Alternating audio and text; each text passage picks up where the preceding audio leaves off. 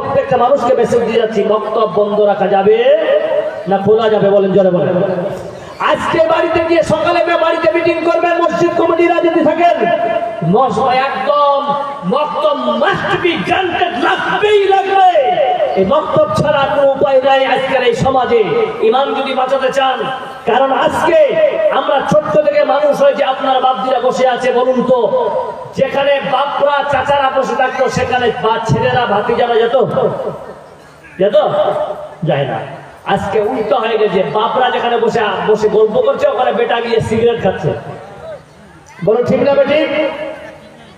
যদি আজ আমাদের সন্তানদেরকে সুস্থভাবে ভালো একটা পরিবেশ, একটা সমাজকে সুস্থভাবে একটা গঠনমূলক কাজ করতে চাই, আমি আমার ক্ষুদ্র জ্ঞানে বলে এই মাদ্রাসাগুলোকে বাদ দেন, প্রথমে আগে বক্তব্য চালু